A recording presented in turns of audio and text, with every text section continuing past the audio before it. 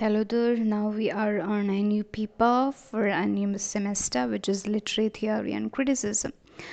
So, this literary theory and criticism, let's have an introduction before we have to see the materials of this paper.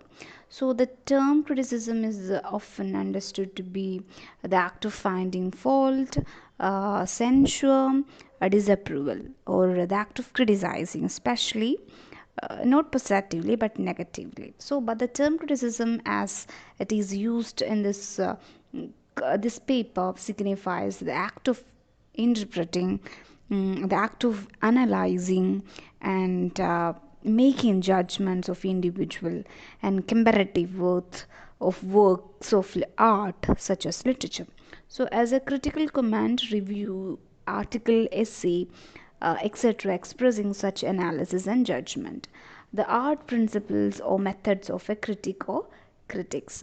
So, we shall see what is literary criticism then. So, literary criticism is the interpretation, analysis, classification, and ultimately the judgment of literary works. It is usually in the form of a critical essay, but in depth book reviews can sometimes be considered as literary criticism. And what is you know that it's a form of critical essay. In depth book reviews can sometimes be considered as literary criticism. So criticism may examine a particular literary work or may look at an author's writing as a whole. And let's see who is a critic. So in 1580s, critic is someone who passes judgment. It is from a Greek word kritikos, kritikos, kritikos, able to kritikos meaning able to make judgment, from krinein, to separate, decide, one who judge merit of books and plays. From 1815, that is 1580s, there is a particular terminology like that in Greek. And in 17th and 18th century, critic was considered a judge who finds faults and merits of a literary work. And a literary critic is not someone who merely evaluates the worth and quality of a piece of literature, but rather he is someone who argues on behalf of an interpretation or understanding of the particular meaning of literary text. And the task of a literary critic is to explain and attempt to reach at a critical understanding of what literary text mean in terms of the aesthetic as well as social, political, cultural statements and suggestion.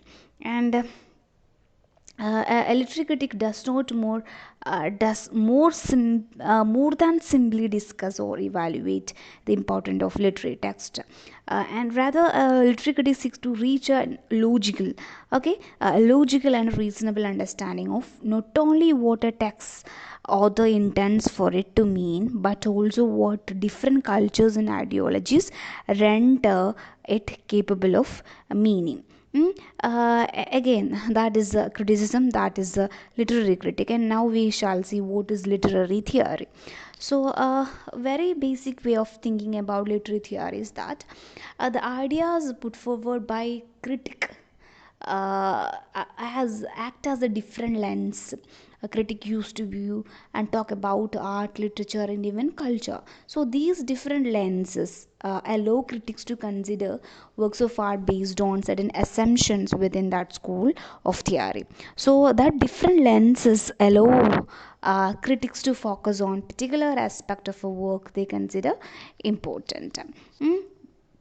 And again, in modern literary criticism is often informed by literary theory, which is the philosophical discussion of its methods and goals. For example, if a critic is working with certain Marxist theories, He might focus on how the characters in a story interact based on the economic situation. If a critic is working with post-colonial theory, he or she might consider the same story but look at how characters from colonial powers treat characters from Africa, Caribbean islands, etc. So it is something literary theory proposes particular systematic approaches to literary text that impose a particular line of intellectual reasoning to it. For example, a psychoanalytical literary theorist might take the psychological theories of Sigmund Freud or Carl Jung and seek to reach a critical understanding of a novel, such as a particular novel, whatever it may be. So here is Ernest Hemingway's For Whom the Bell Tolled. So it is something, literary criticism is the practice and altogether. So what is literary criticism versus literary theory? So literary criticism is the practice of interpreting writing about literature as the later, okay, in turn strives to make sense of the world, whereas literary theory is a study of the principles which inform how critics make sense of literary works. Okay, that is makes all the difference. Okay, there are many different approaches we can take to critical analysis. So literary theories provide framework for a discussion of a text.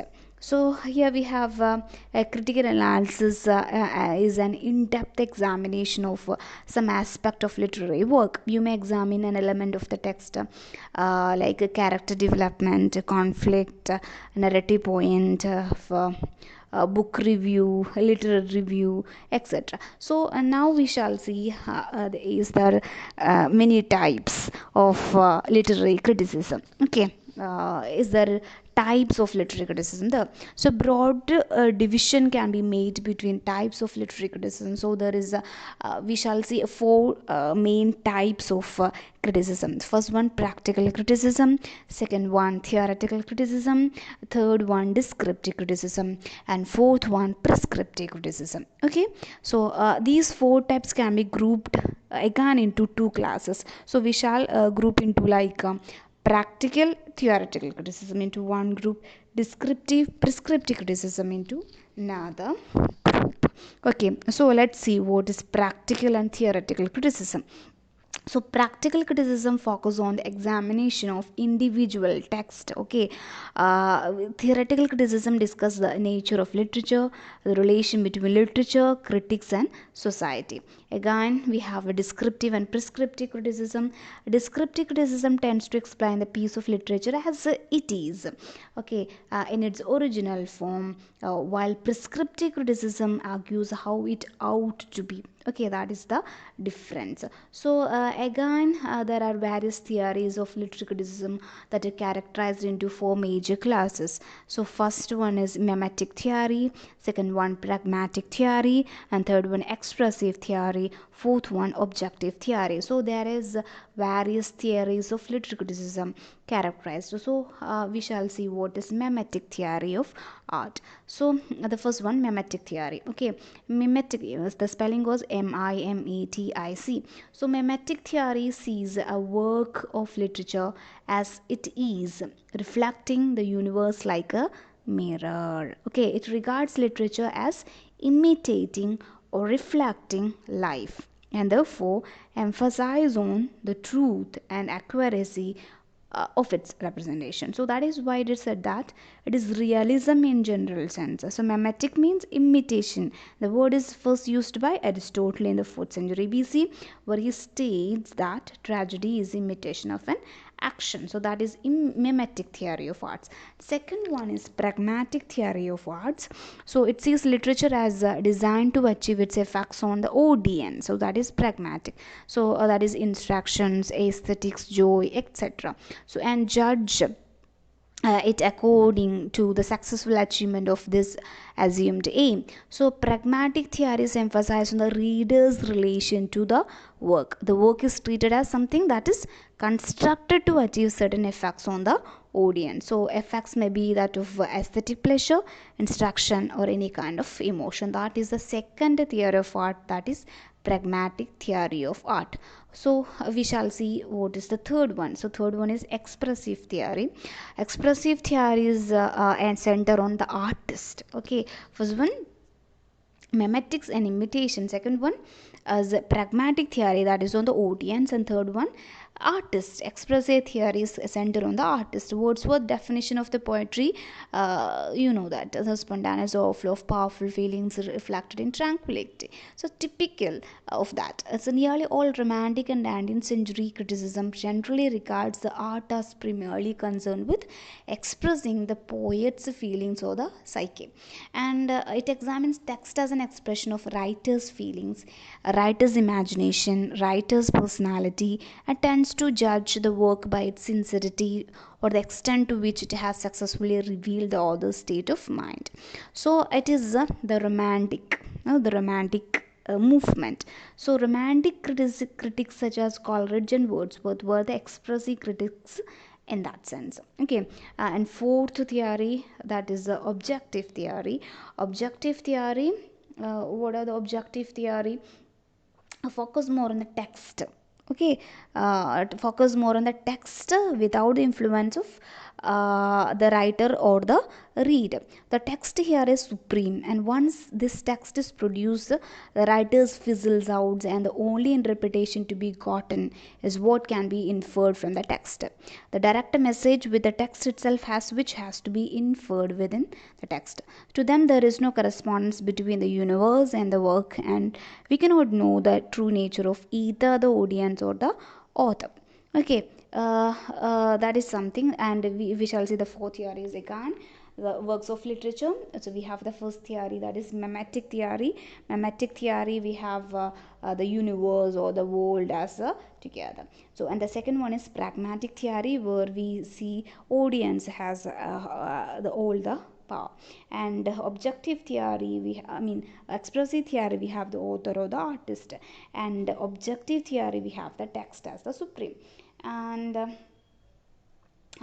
other, we have also a lot many approaches like traditional approach, historical biographical approach, moral philosophical approach, and modern approaches like formalism, new criticism, psychoanalytical approach, and feminism, Marxism, etc. So, the historical biographical approach is something literature as the reflection of an author's life, and it's necessary to know about the author and the political, economical, sociological context of his time, and that to understand his particular work. So, so moral philosophical works, judgmental, so these are something which makes a work of art as it is. So this is how we useful works which do present an obvious moral philosophy, literature can affect readers, and that the message of work is important. So this is actually a framework for literary criticism and theory. So this is all about it. So all that is literature seeks to communicate power. So that is what simple definition which we have for literature. So that seeks to communicate power. All that is not literature seeks to communicate knowledge. Okay, so that's is a special quote by Thomas de Quincey. So literature of power and its evaluation. So literature of power is also referred as creative writing, while evaluation of creative writing is referred as criticism. Okay, you get that?